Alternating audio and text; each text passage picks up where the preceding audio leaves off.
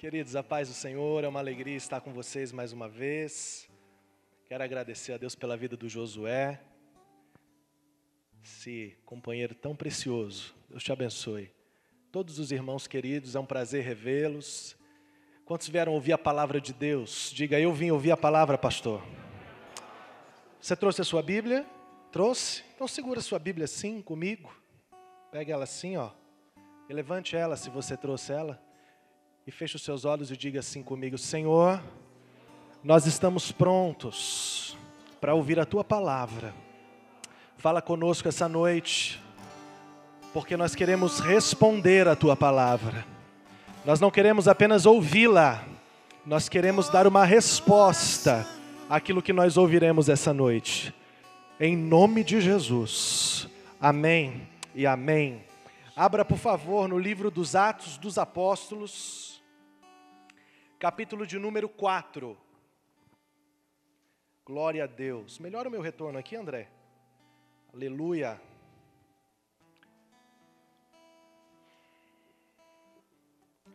Atos dos Apóstolos, capítulo de número 4. Nós vamos ler o versículo 32. Um pouquinho mais. Glória a Deus. Show. Atos, capítulo 4. Do versículo 32 ao 37, e depois seguimos aí pelo capítulo 5, do versículo 1 ao versículo 11. Amém?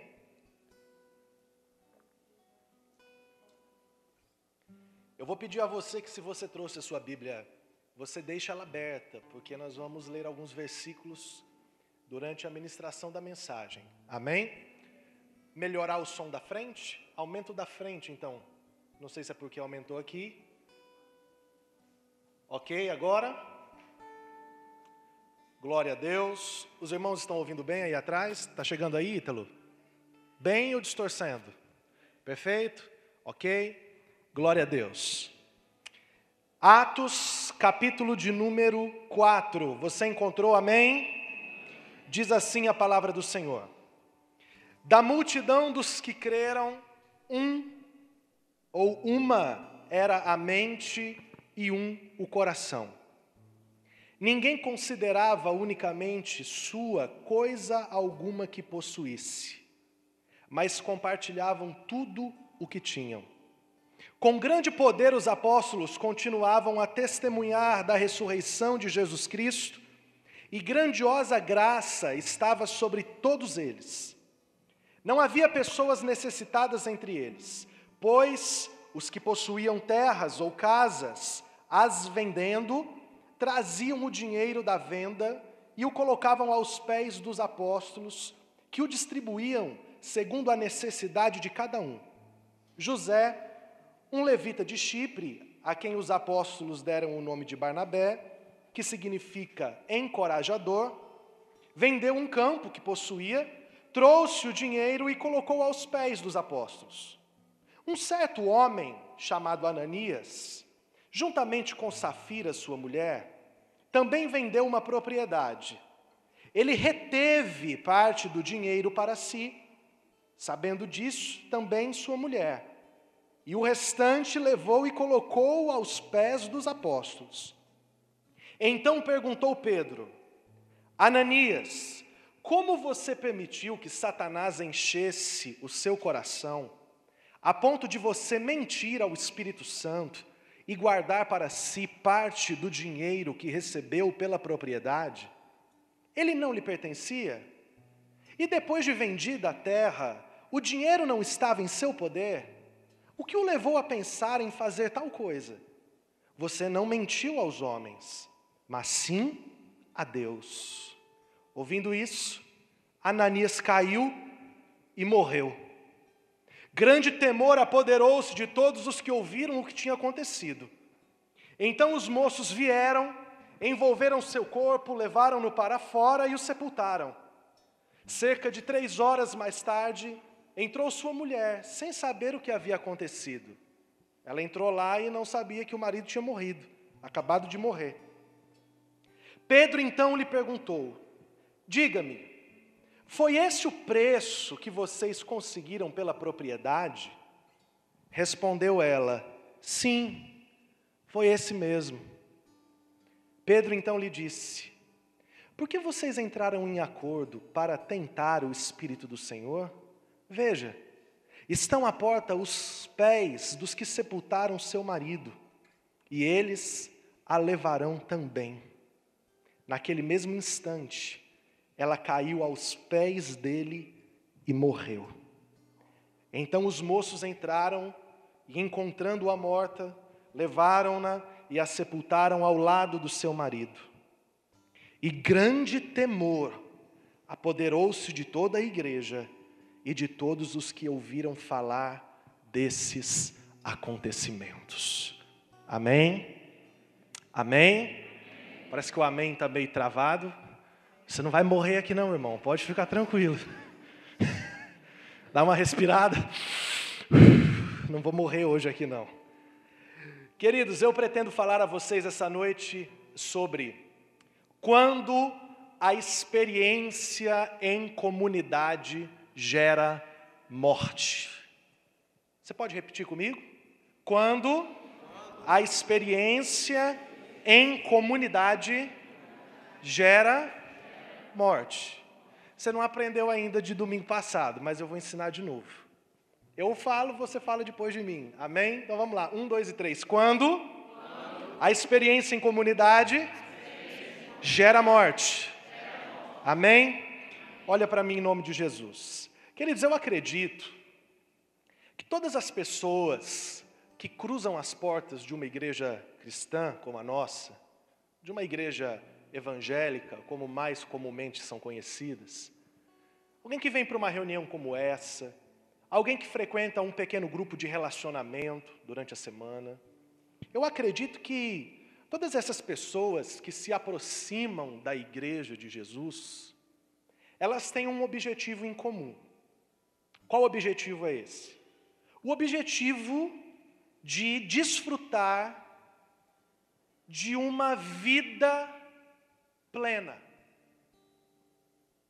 Não acredito que alguém que se aproxima de Jesus se aproxime com o desejo de que a sua caminhada com Cristo e com a igreja seja uma caminhada que promova a morte.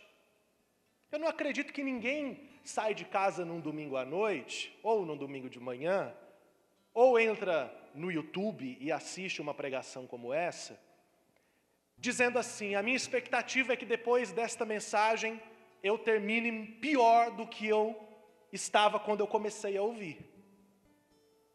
Ninguém espera assim, quando terminar o culto de domingo, eu vou estar pior do que eu cheguei na igreja. Vocês concordam comigo? Quem concorda, diga um amém aí. Então todo mundo que quer caminhar com Jesus, caminha porque precisa conhecer a verdadeira vida. E esse desejo é um desejo justo, legítimo. Até porque esse desejo, ele se fundamenta na palavra de Deus, porque lá em João capítulo 10 e versículo 10, Jesus disse: o ladrão veio para roubar, para matar e para destruir. Eu não, eu vim para que vocês tenham vida, e vida em abundância.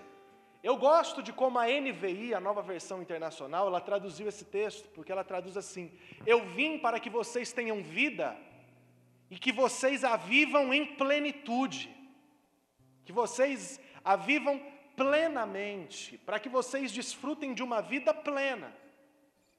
Então, com isso, eu quero dizer que eu, pelo menos, caminho com Jesus e participo de uma comunidade cristã, porque desejo que a vida que procede de Deus alcance a minha vida e gere em mim vida plena.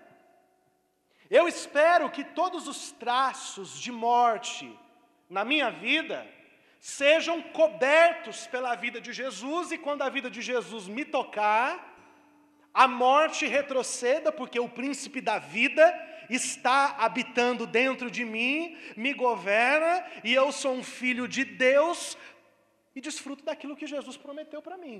Amém? Só que quando você tem uma caminhada de fé de algum tempo, como a minha, de 28 anos, né? Eu já nasci engatinhando num ambiente religioso. Eu nasci com a minha mãe me levando para os ensaios do coral da igreja, aos sábados à noite, lá na Vila São José, em São Caetano do Sul, São Paulo. Quando você cresce num ambiente religioso, você começa a perceber que existem algumas pessoas que se encontram com a igreja, elas entram para a vida da igreja, e na vida na igreja, elas constroem biografias fantásticas, histórias lindas com Jesus. Gente que literalmente saiu da morte e veio para a vida. Você conhece alguém assim? Eu conheço muita gente que chegou na igreja carcomido, mais feio que o seu Madruga acordando. Imagina aí a cena. E não só feio por fora, feio por dentro. Gente que chegou na igreja malvada, cruel, trambiqueira, desleal. Gente que chegou na igreja trazendo na sua capivara, como a gente diz, 10 assassinatos, roubo a banco, gente que foi traficante de droga, mas que chegou na igreja e conheceu a Jesus.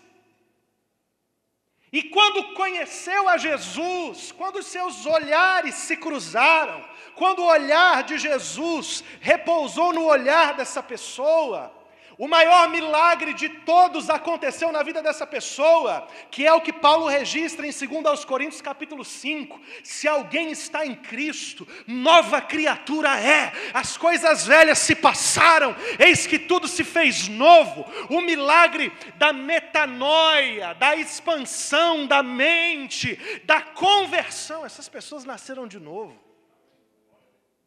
E essas pessoas começaram a desenvolver uma caminhada com Jesus linda, extraordinária. Gente que veio do inferno, mas terminou a sua vida, alguns em cima de um púlpito, ministrando a palavra de Deus. Minha mãe teve um pastor que ele morreu pregando num culto de ensino. Imagina aí, irmão, eu estou pregando agora aqui, de repente, puf, alguém por aí ia dizer assim, está aí pecado, sabia, né? Não, mas ele dizia para as pessoas, ele dizia assim, olha, o meu sonho, eu gostaria tanto que Jesus me levasse, eu ministrando a palavra, e ele morreu, sabe, Josué, pregando aquele texto, não se turbe os vossos corações, credes em Deus, credes também em mim. Na casa do meu pai há muitas moradas. Se não fosse assim, eu não vos teria dito. Vou preparar-vos lugar e buf, morreu. Né? Já faz o velório logo ali, né? Não precisa nem arrumar. Pessoas que vieram do inferno chegaram em um nível muito lindo com Deus, mas eu também já vi algumas histórias de pessoas que nasceram no ambiente religioso.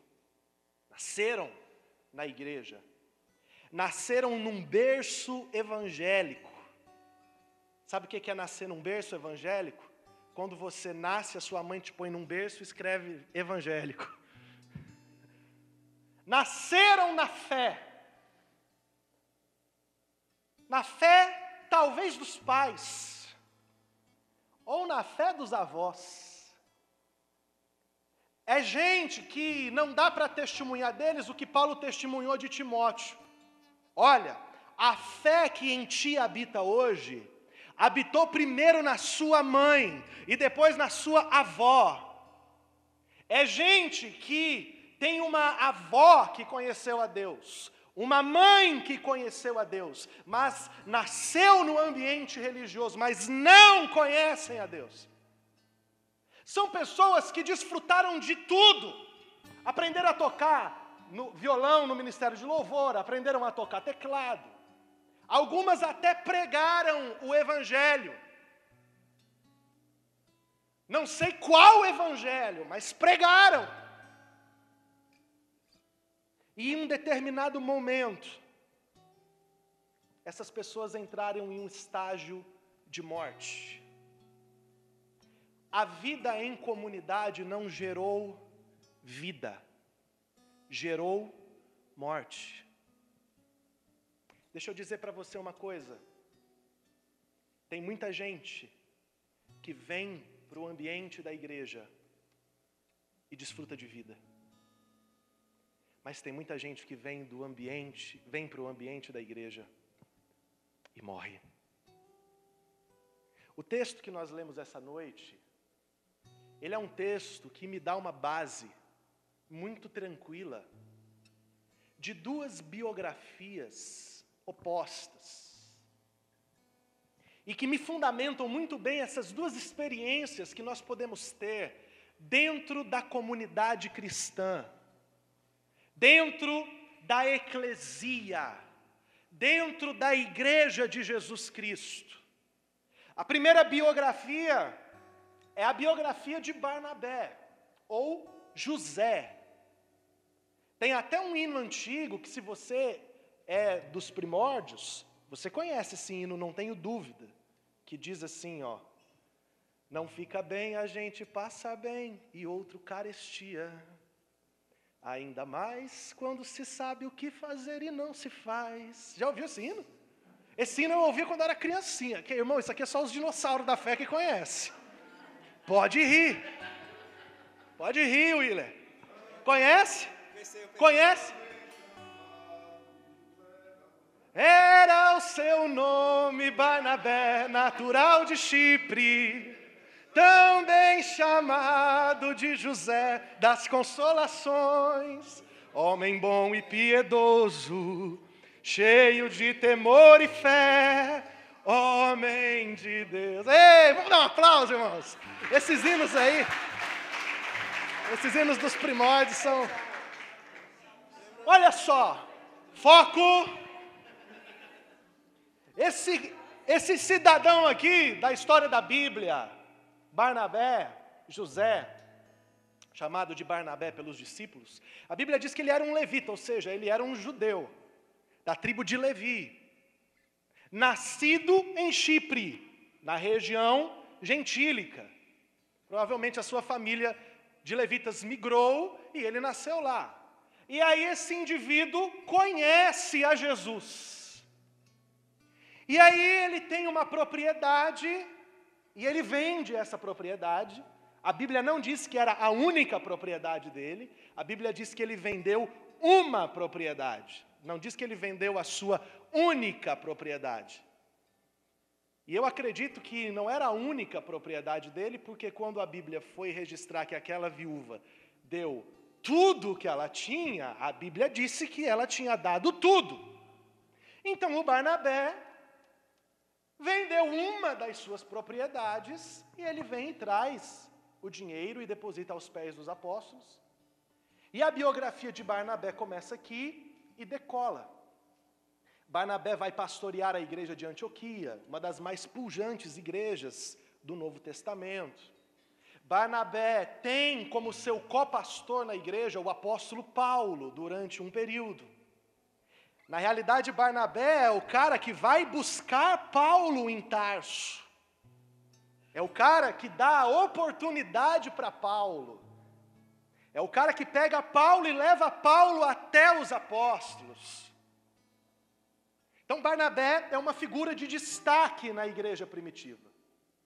É alguém que a experiência na comunidade cristã gerou para ele vida. Mudou totalmente a sua história de vida.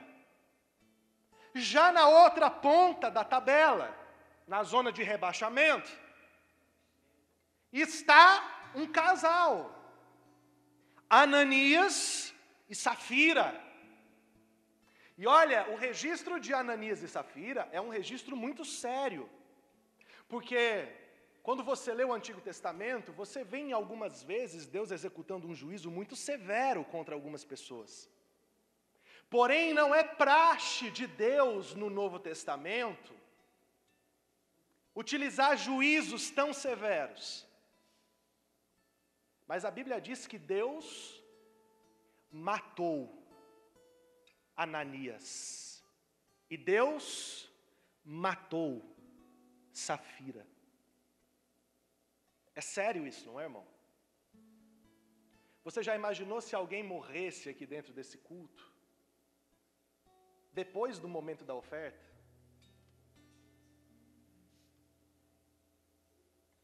Acabou a oferta, um casal morre. É algo estranho, né? Foi isso que aconteceu. A pergunta é: o que diferencia a biografia de Barnabé para a biografia de Ananias e Safira? Uma segunda pergunta que pode aparecer: por que Deus foi tão veemente contra Ananias e Safira? Por que Deus levou aquela oferta de Ananias e Safira tão a sério? Você quer entender isso essa noite, amém? Então, me dê a sua atenção um pouquinho mais e segure a sua Bíblia para nós lermos alguns textos. A narrativa de Lucas, ela nos joga, ela nos insere no cotidiano da igreja primitiva. É como se nós entrássemos em uma máquina do tempo e fôssemos levados pelo escritor de Atos dos Apóstolos, Lucas, o mesmo autor do Evangelho de Lucas, para o dia a dia da igreja primitiva, dos cristãos daquela geração que sucedeu a crucificação e a ressurreição de Jesus. Quando Lucas traz essa realidade para diante dos nossos olhos, Lucas nos mostra o jeito de ser igreja que Jesus pretendeu. O que Lucas está dizendo quando relata essa história? Lucas está dizendo assim: o que Jesus pensou para a sua igreja, o que Jesus queria que a igreja vivesse, a igreja de Atos dos Apóstolos estava vivendo. E eu achei muito interessante, enquanto eu estava preparando essa mensagem, e Deus falando ao meu coração, porque quando você vai lendo Atos, se você leu os 4 evangelhos, Mateus, Marcos, Lucas e João, e se leu e entendeu, porque ler é uma coisa, entender é outra, né? Se você leu e entendeu, você vai perceber que em Atos, a igreja está consolidando na prática tudo aquilo que Jesus ensinou na teoria. Jesus proferiu a doutrina, o ensino.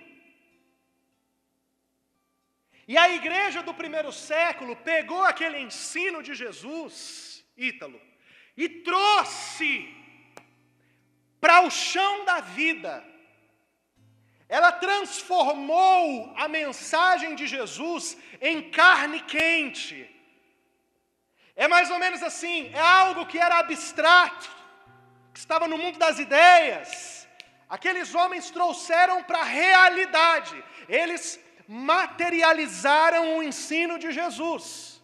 Então, se você quisesse ver na prática, fazer um estágio do que era ser cristão, era só você ir para a igreja primitiva, porque você iria ver na prática aquilo que Jesus manifestou nos seus ensinos.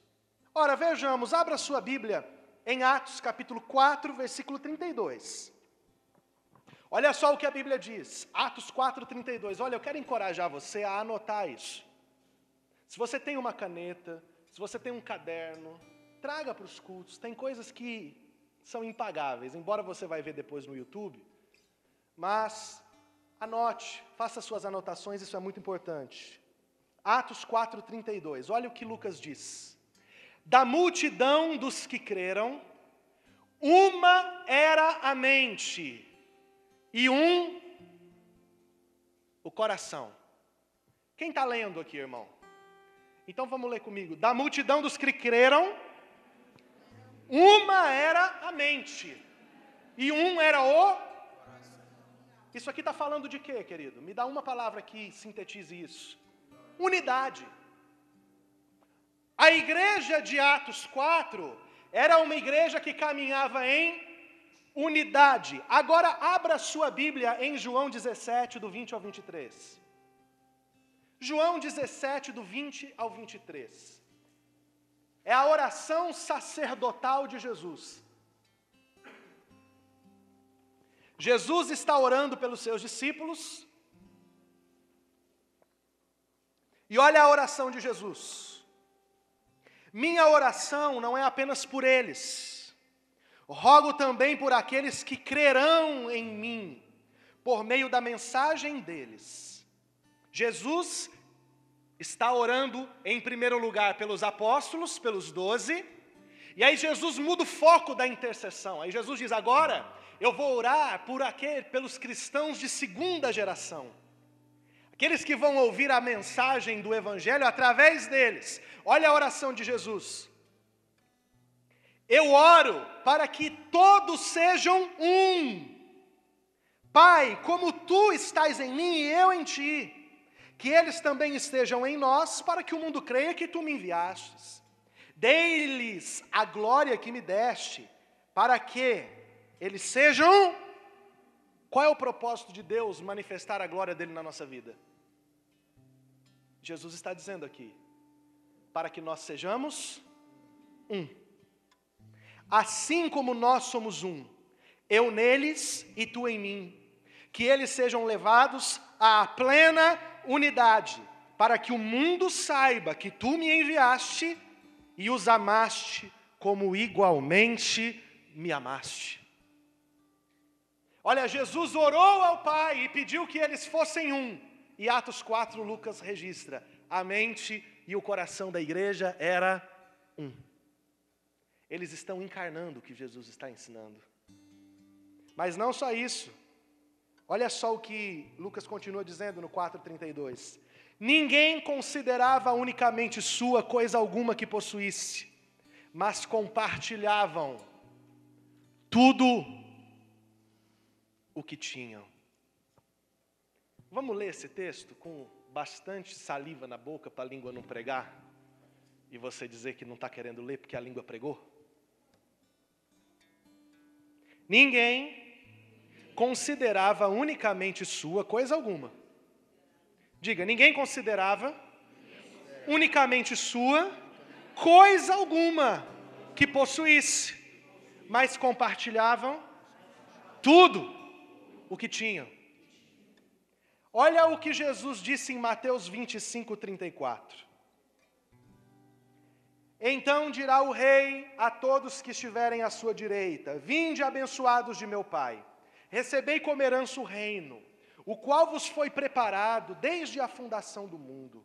Pois tive fome e me destes de comer, tive sede e me destes de beber, fui estrangeiro e vós me acolhestes. Quando necessitei de roupas, vós me vestistes. Estive enfermo, e vós me cuidastes. Estive preso, e vocês foram me visitar. Se você seguir lendo, a pergunta é, quando te vimos assim, Jesus? E Jesus responde, quando vocês fizeram para um dos meus pequeninos, a mim vocês fizeram. Então o coração da igreja de Atos 4 era, ninguém entre nós pode ter fome. Ninguém entre nós pode ter sede. Ninguém entre nós pode ser estrangeiro e não ser acolhido. Um dia eu ouvi alguém dizendo assim, no meio desse pessoal dos refugiados aí da Síria, deve ter muito terrorista do Estado Islâmico infiltrado. Deve. E aí o que a gente faz? A gente joga todos os outros estrangeiros no lixo? Se você quer jogar, esse texto precisa estar nas tábuas do seu coração. Fui estrangeiro e vocês me abrigaram. Alguém aqui já morou fora do estado do Ceará? Fora. Não, mas deixa eu melhorar aqui. Você é cearense e saiu do estado do Ceará para morar fora. É fácil ser estrangeiro em outro estado? É fácil. É outra cultura, meu irmão.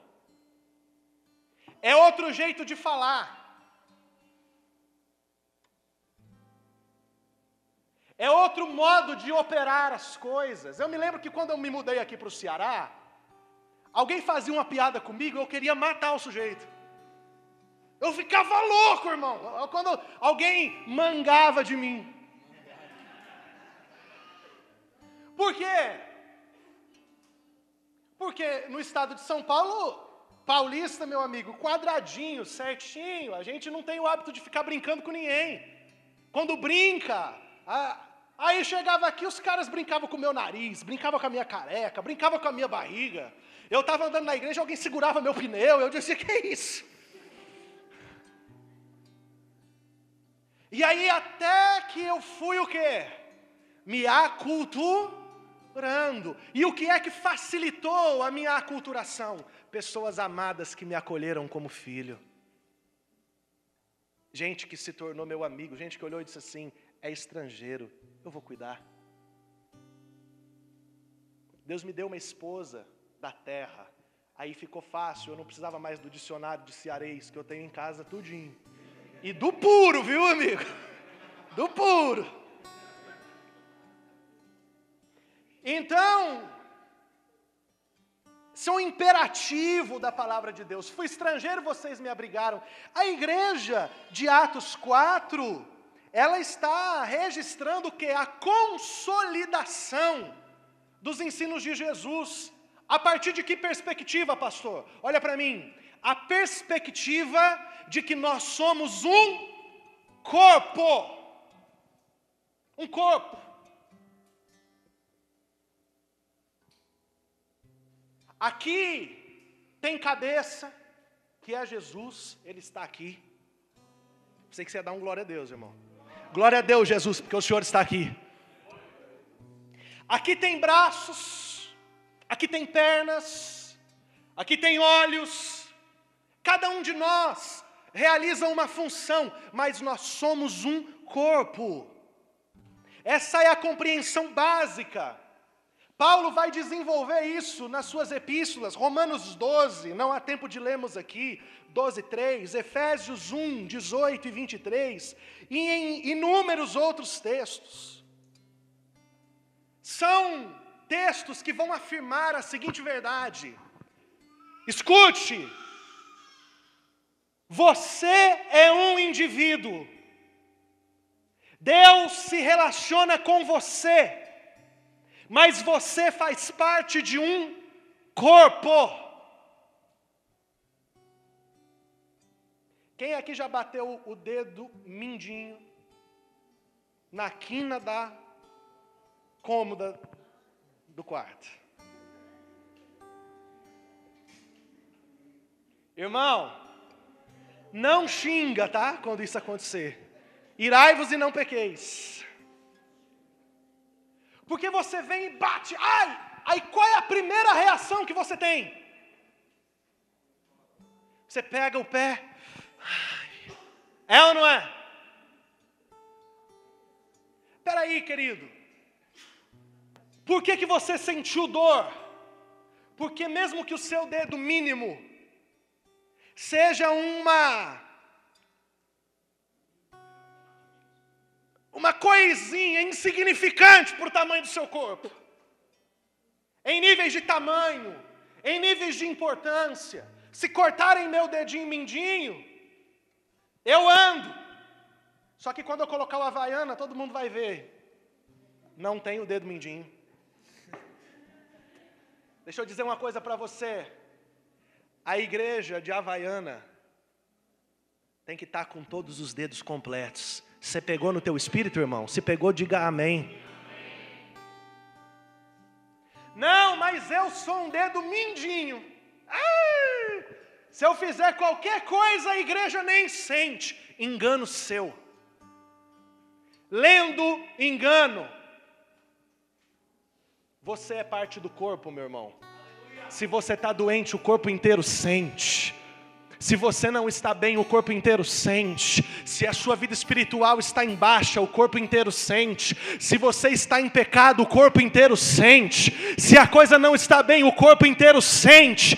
E o cérebro do corpo, a cabeça que é Jesus, manda um comando para os braços e diz: vai lá, levanta o dedo mindinho, passa alguma coisa para sarar a dor, mas cuida dele.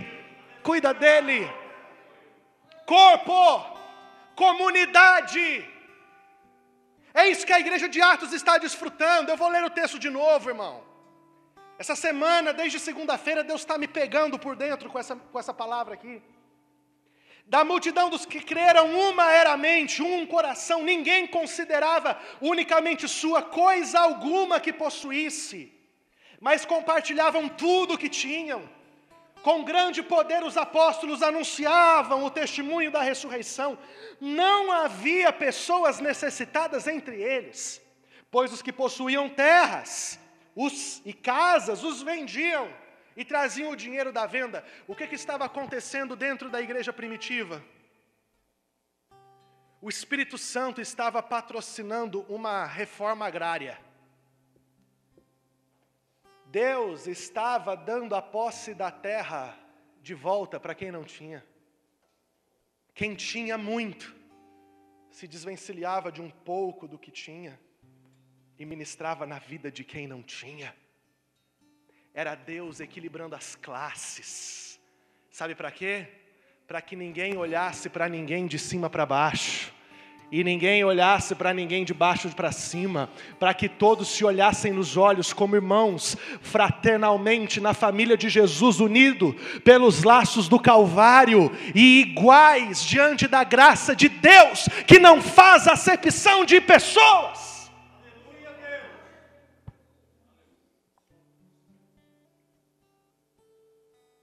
Isso era a igreja. Esse momento, entenda isso, esse momento da igreja estava sendo consolidado. O Espírito Santo, Amanda, estava contornando esses traços da igreja. Quem estava realizando essa obra era o Espírito Santo. Não era uma obra de homens. A Bíblia não diz em momento nenhum que havia uma imposição apostólica de que as pessoas vendessem as suas terras.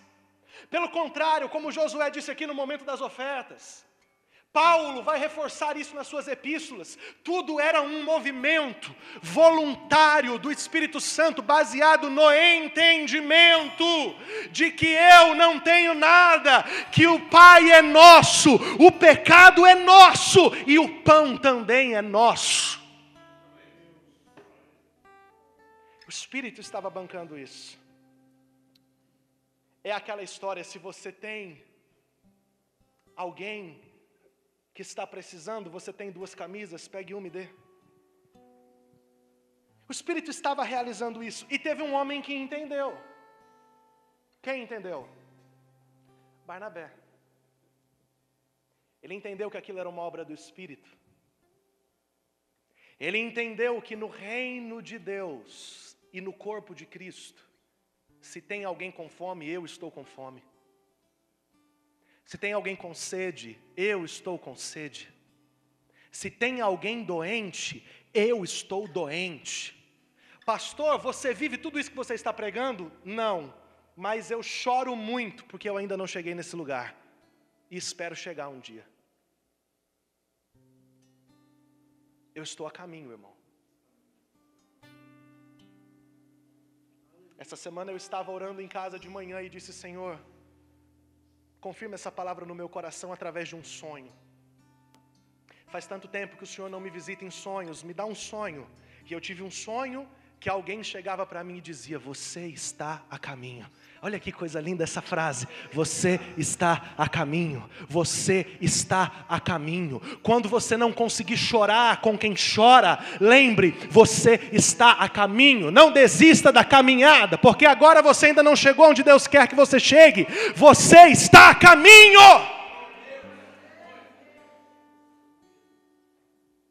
Barnabé estava a caminho. E ele começou bem e continuou bem. Essa experiência no corpo de Cristo de Barnabé deu saúde para Barnabé, vida para Barnabé, frutos para Barnabé. Mas apareceu um cara na história. Como é que é o nome dele? Ananias. E Ananias fez a mesma coisa que Barnabé. Ananias estava no mesmo ambiente de Barnabé.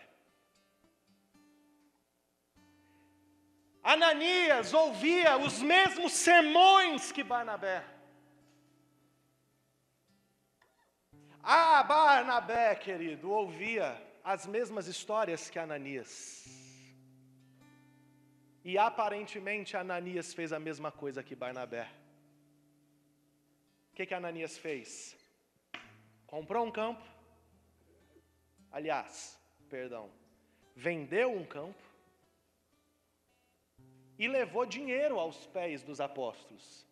Olha para mim, querido. Me dá aí mais alguns minutinhos. Olha para cá.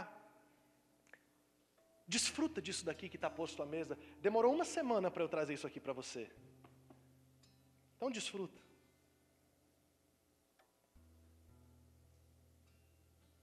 Ele vendeu um campo. E ele trouxe o dinheiro. Cara, quem está olhando Ananias de fora, está dizendo: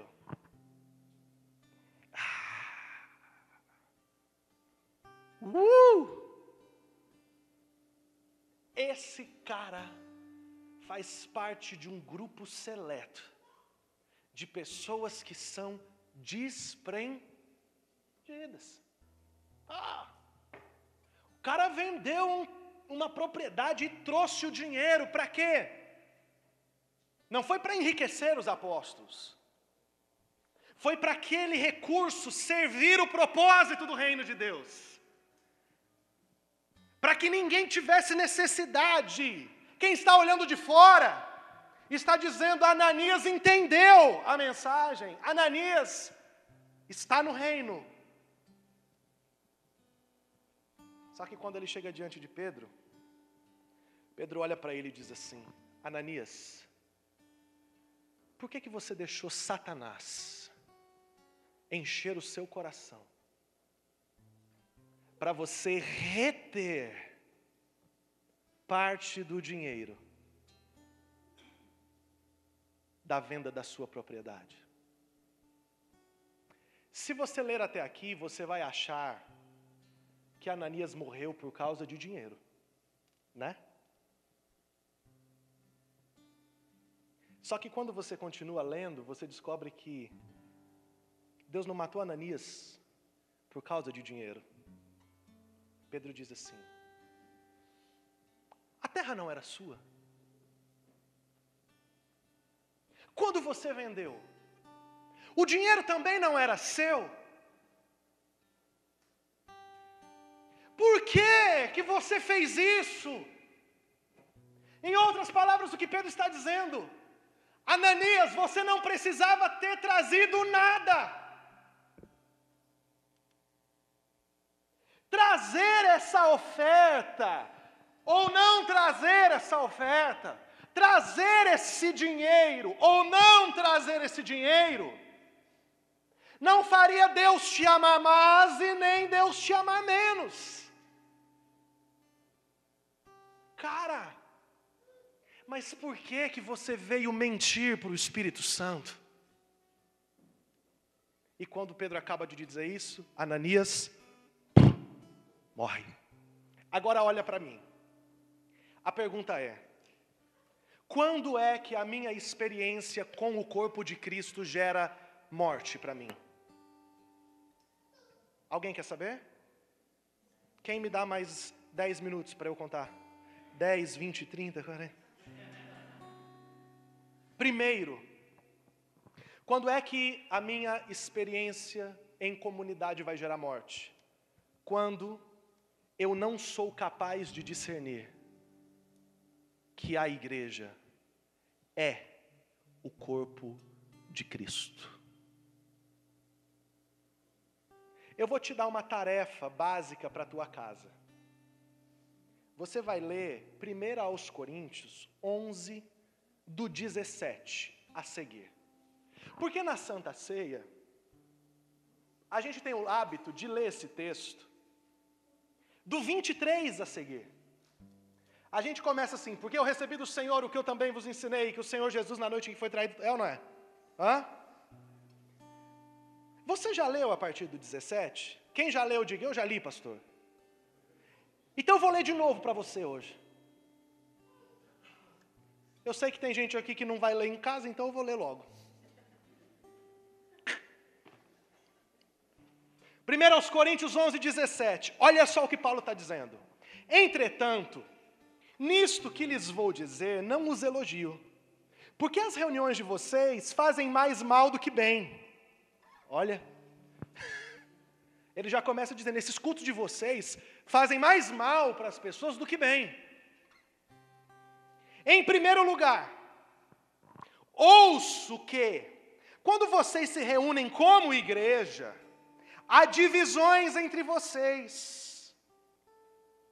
E até certo ponto eu creio, pois é necessário que haja divergências entre vocês, para que sejam conhecidos quais dentre vocês são aprovados, quais dentre vocês são fiéis. Agora, quando vocês se reúnem, versículo 20, não é para comer a ceia do Senhor, porque cada um come sua própria ceia, sem esperar pelos outros.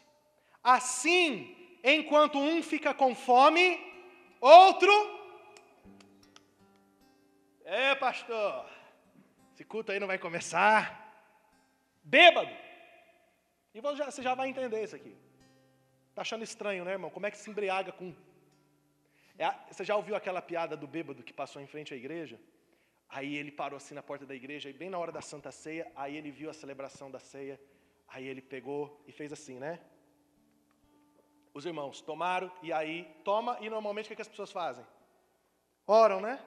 Aí o bêbado do fim do culto foi falar com o pastor e disse assim: eu quero uma dose disso aí. Aí ele disse: como? Ele falou assim: cara, porque essa dose deve ser tão forte, porque com um pouquinho daquele, o cara toma e já cai dormindo. Então, eu quero uma dessa daí. Então você deve estar pensando: como é que se embriaga com um pouquinho só? Vamos lá, irmão. Hoje paradigmas vão rolar. Ainda bem que eu estou lendo a Bíblia, né? Será que vocês não têm casa onde comer e beber? Olha a pergunta do Paulo. Será que vocês não têm casa onde comer e beber? Ou desprezam a igreja de Deus e humilham os que não têm? Que lhes direi? Eu os elogiarei por isso? Certamente que não.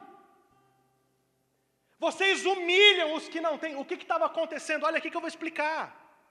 Como é que era celebrada a Santa Ceia na igreja primitiva? A Santa Ceia na igreja primitiva não era celebrada como nós celebramos hoje, que a gente serve um cálicezinho de suco de uva e um pedacinho de pão para você. Não era assim. Era realizada a festa do ágape. O que é isso? A festa do amor. Todos se reuniam e traziam pão e vinho. Com qual propósito? Que todos, os que têm e os que não têm, se sentassem à mesma mesa e desfrutassem da comida e da comunhão da igreja. O que a celebração da Santa Ceia na igreja primitiva remontava, o Elvani? remontava à prática da vida da igreja primitiva. As famílias menos abastadas, que nunca teriam condição de participar de um banquete, vinham para a festa do ágape, se reuniam com toda a igreja e desfrutavam do alimento como igreja. Só que o que estava acontecendo em Corinto? Os ricos de Corinto traziam a sua comida e o seu vinho. E faziam, sabe o que, irmão William? Comiam sozinhos. E bebiam sozinhos a ponto de se embriagarem. Paulo manda uma cartinha para Corinto, bem docinha, e diz assim: os cultos de vocês fazem mais mal do que bem. Sabe por quê? Porque vocês não discerniram o que é ser corpo de Cristo. É só ler. Isso aqui você não precisa nem ir para o IBQV para você entender. É só você ler. Você leu? Quem leu? Porque tem gente que está me olhando assim. Eu vou ler de novo.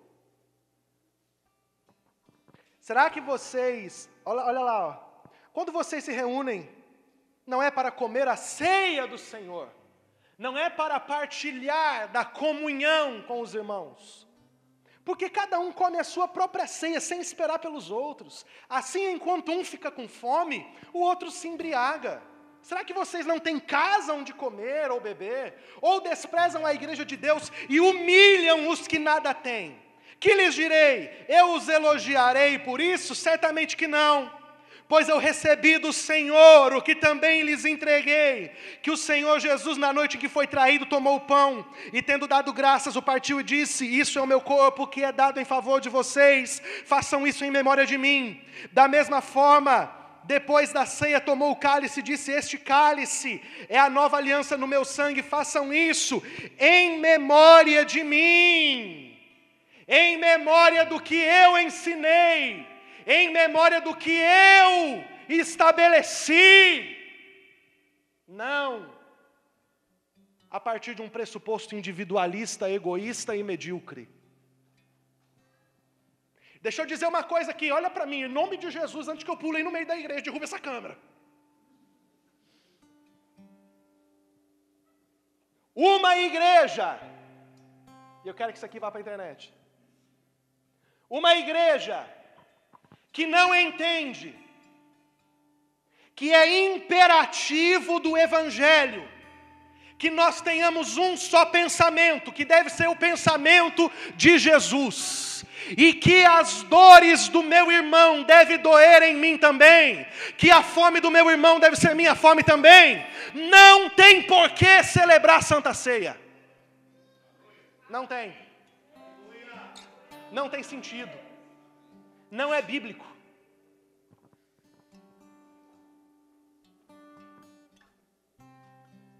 Tá pesado, tá puxado, né, irmão? Ah, como tá puxado.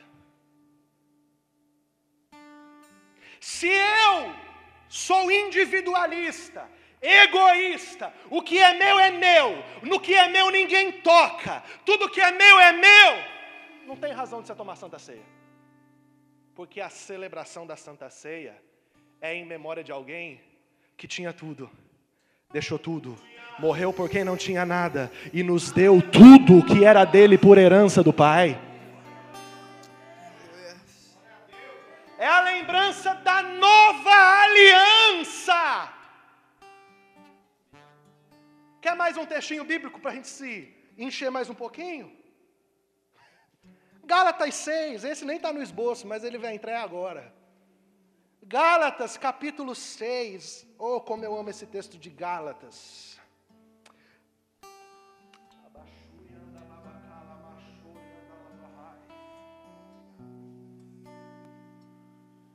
Capítulo 6, versículo 2.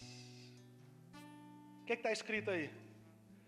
Levai as cargas uns dos outros, e assim cumprireis a lei de Cristo. Quinta regra da hermenêutica, passagens paralelas. A Bíblia interpreta a própria Bíblia. Qual é a lei de Moisés? É a lei do Monte Sinai. É a antiga aliança. O que Jesus está celebrando na ceia? A nova aliança. Um novo mandamento eu vos dou. Que mandamento?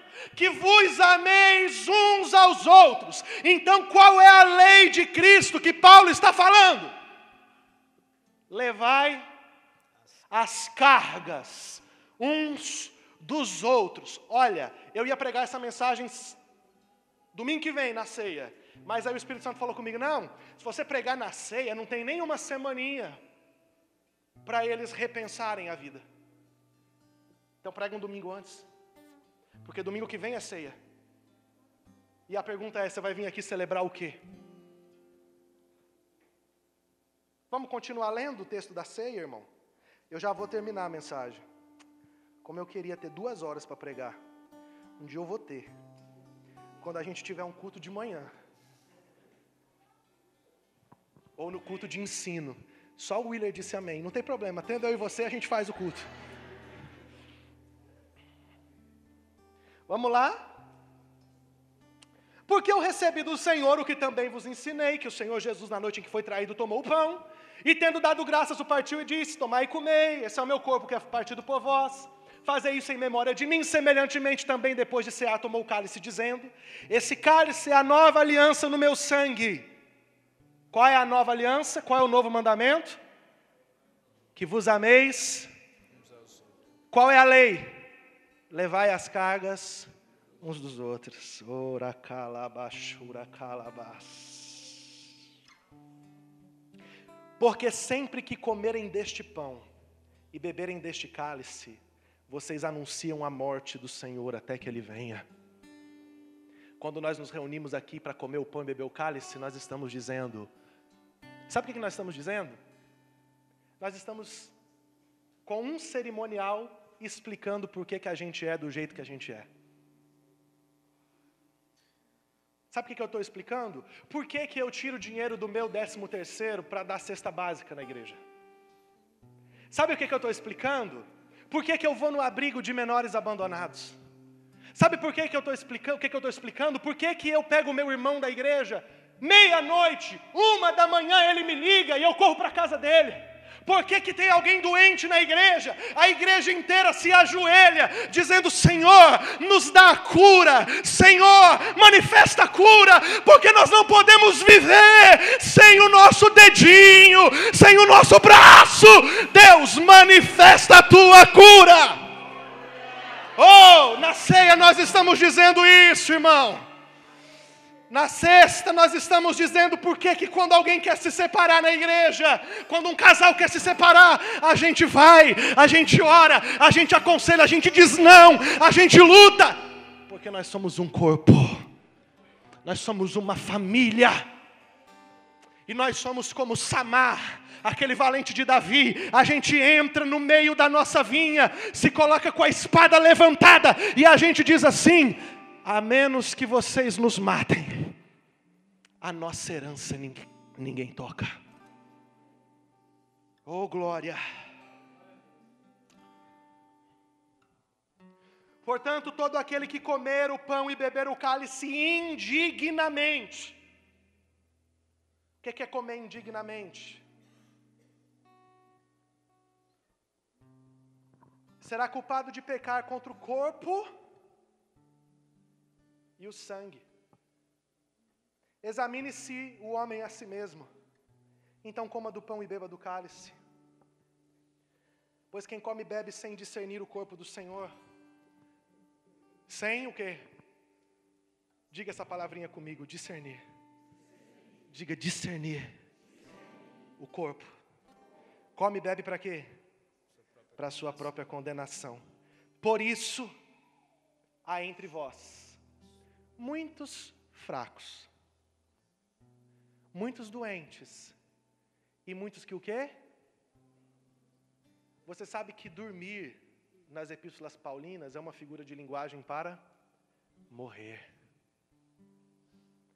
Você sabia que tem muita gente que já morreu porque caminhou dentro da comunidade de Cristo e não discerniu o corpo? Você sabia que tem muita gente que pisou o sangue de Cristo e fez como uma porca que comeu o próprio vômito?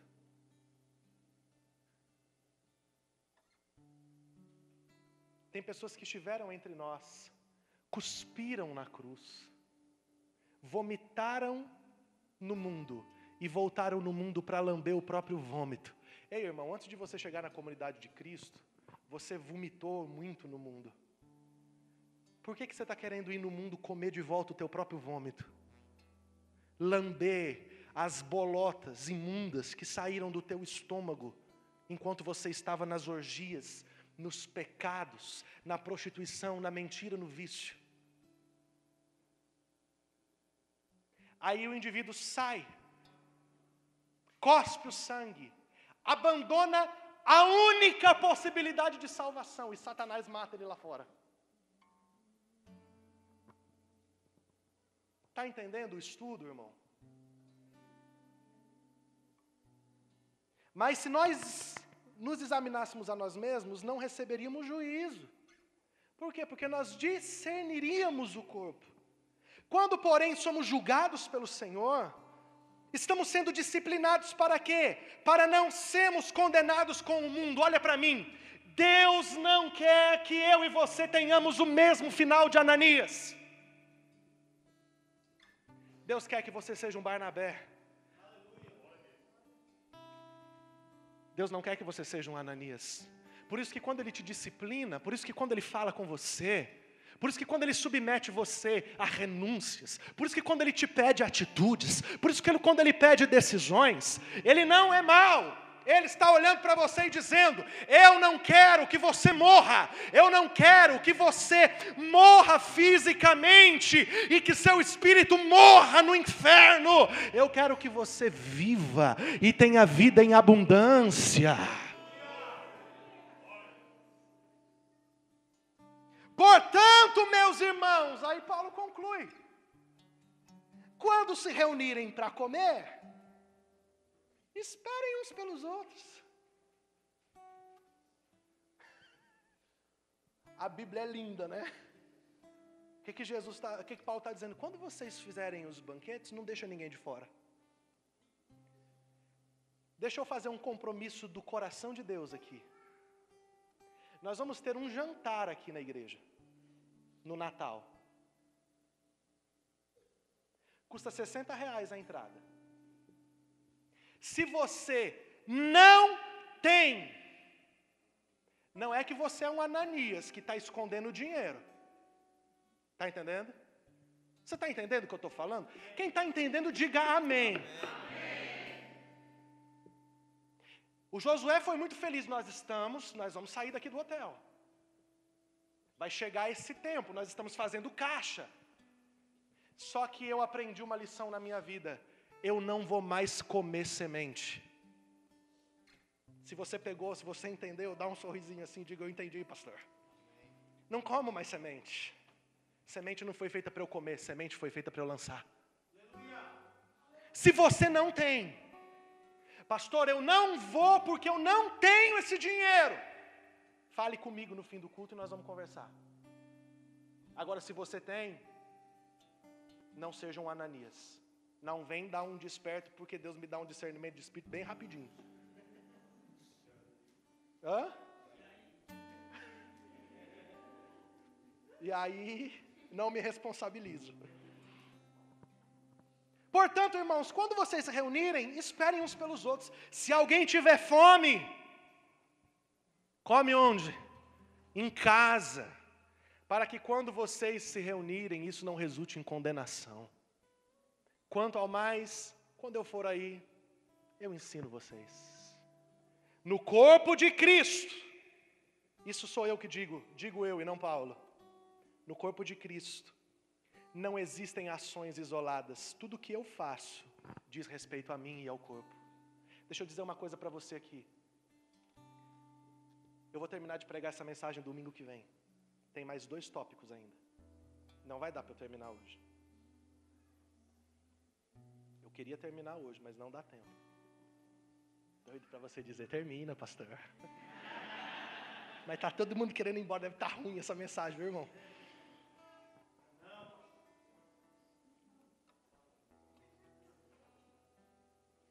Escuta o que eu vou dizer para você, isso é muito sério.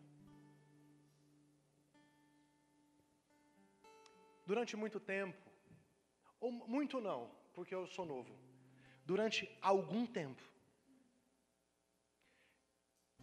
eu achei que as minhas atitudes eram e diziam respeito só a mim. Mas deixa eu falar uma coisa com muito carinho. Muito respeito por você, porque eu te amo, eu sou seu pastor, eu oro por você, irmão. Sabia? Eu falo umas línguas estranhas lá em casa pensando em você. Querido, o jeito que você cobre o seu cheque no banco afeta o corpo de Cristo. O jeito que você paga as suas contas afeta o corpo de Cristo. Entenda, crises todo mundo passa. Falências todo mundo passa. Mas falta de caráter não é todo mundo que tem. O jeito que você paga as suas contas afeta o corpo de Cristo. O teu comportamento na faculdade afeta o corpo de Cristo. Tomara que não tenha ninguém aqui que faça isso, em nome de Jesus não tem. Mas se você vai para o motel com a sua amante, você está violentando o corpo de Cristo. Se você participa de um esquema de desvio de dinheiro na sua empresa, você está prejudicando o corpo de Cristo. Pastor, me dá uma base bíblica. Você sabia que já existia a ideia de corpo no Antigo Testamento? Olha para mim, Josué vai e entra na terra. Primeira cidade, qual é que Josué vence com o exército de Israel? Irmão, você cantou isso muito tempo. Jericó. Quem foi que venceu a guerra em Jericó? O exército de Deus? Foi Deus, irmão.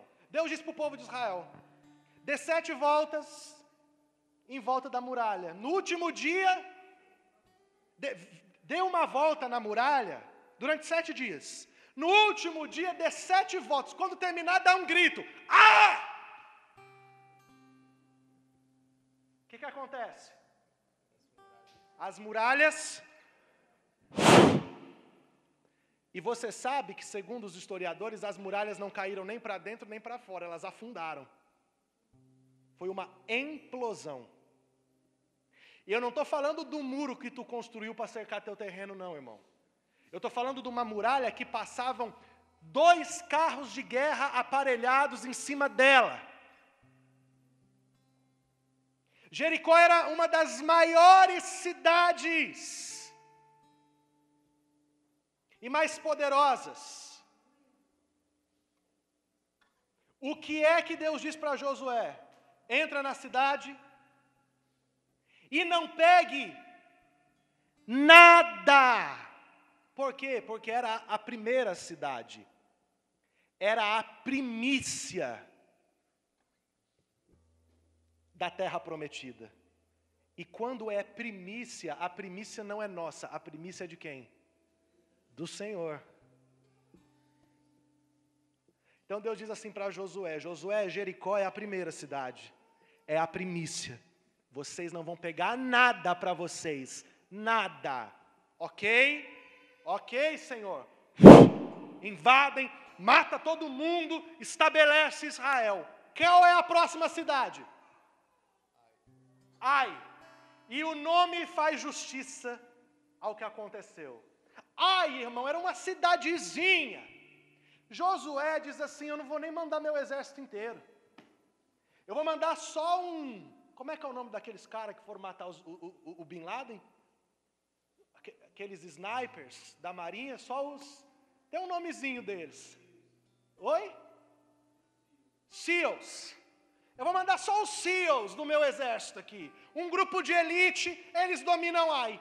Josué foi, dormiu, os caras foram, a cidadezinha de Ai detonou o exército de Israel. O Josué foi falar com Deus. Deus, que é isso? Num dia o Senhor está de brincadeira, num dia o Senhor dá Jericó para nós, agora essa Ai, essa cidadinha aí. Deus disse assim, tem pecado no meio do corpo. Que? Tem pecado no meio de Israel. Aí Josué descobre um sujeito chamado Acã. O que o Acã fez? Pegou uma capinha babilônica para ele.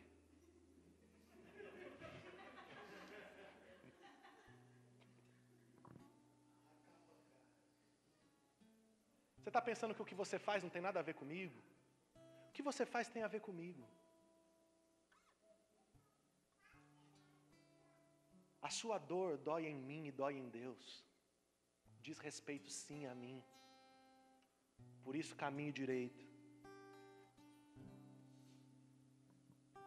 Amém? Fique de pé em nome de Jesus.